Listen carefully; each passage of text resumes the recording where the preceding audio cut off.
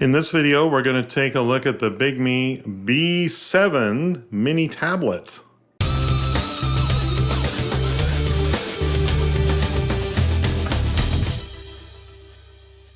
So the last time I had a screen this size in a tablet, 7 inches by the way, was the first generation Nexus 7. I was an early adopter of tablet technology.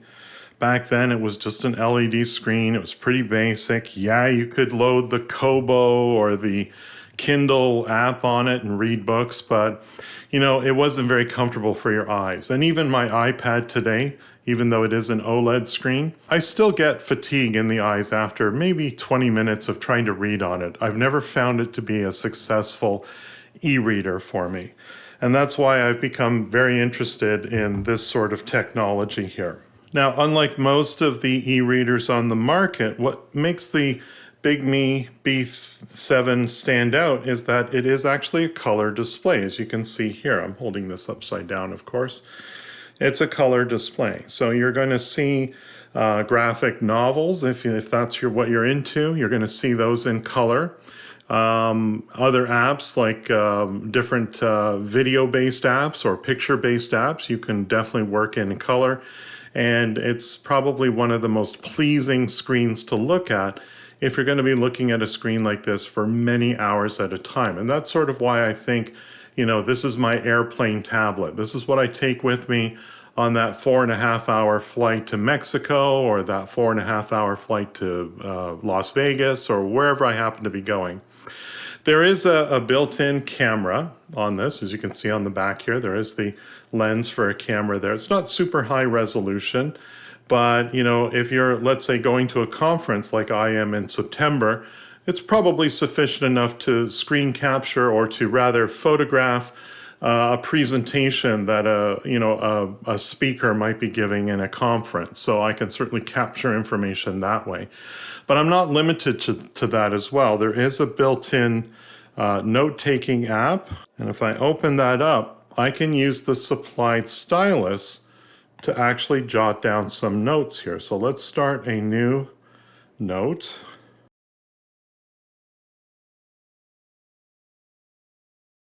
Just a typical sentence that you might write.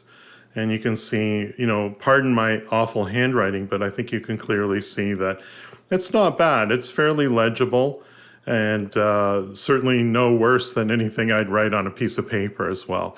And the nice thing about the screen is that it feels a lot more like paper would. It doesn't feel like glossy like an iPad screen would.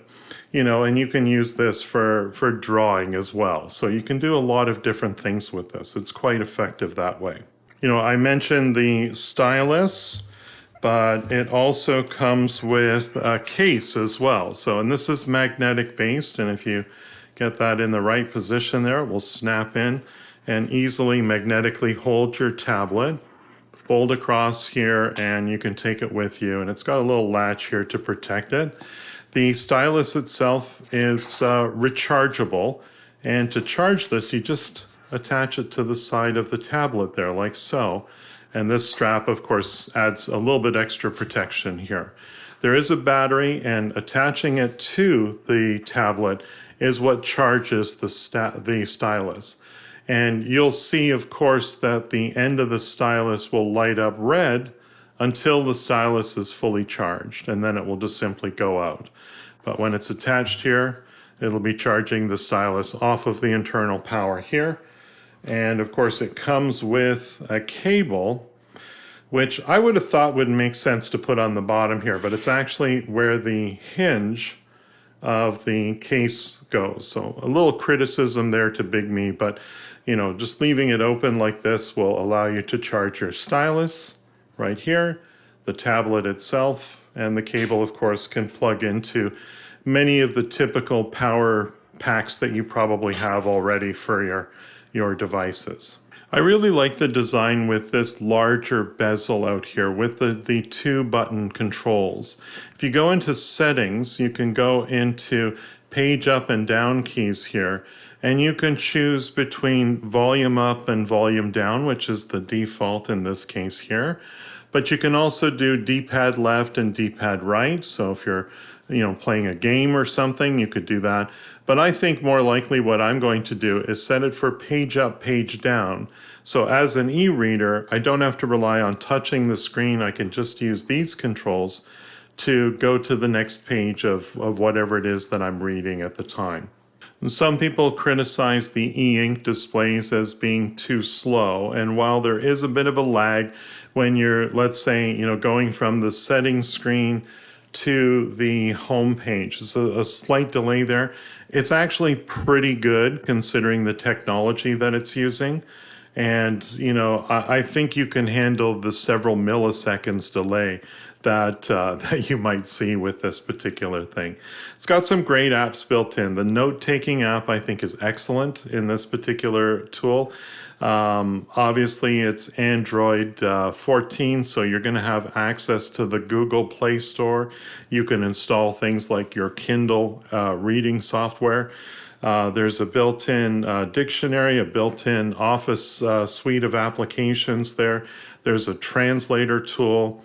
And of course, Bigme has its own suite of applications that you can use depending on which you prefer, whether you prefer something like, one of the mainstream apps like the Kindle app, for example, or if you're looking for something that uniquely takes advantage of this hardware here. But this is going to be my new favorite travel tablet. You can see it's very small, lightweight, portable, and perfect for travel as well. The person that I see this for, it's not necessarily me. I'm definitely going to use this tablet that the good folks at Bigme have supplied me. But I think the ideal person here is that digital nomad who's a bit more of a technology minimalist. They don't want TikTok. They don't want YouTube. They want to just keep this focused on things like email. They want to be able to focus on just the work that they're doing. And even when it comes to entertainment, they want to focus on just reading a good-looking reader technology display there. One of the things that jumped out at me, and I didn't expect from a tablet like this. So if you are comparing this tablet with others on the market, take a look at this. So not only can I put in an expansion micro SD card, but here at the end, there's room for a SIM card as well. So while you're traveling, you could use this tablet as your smartphone and leave maybe your more expensive iPhone at home and save yourself the trouble of possibly losing that, or possibly having, the people at the border scrutinize your content on social media. You can keep this relatively clean and just use your SIM card here. So that's a real nice plus. And so this literally can be a mobile phone.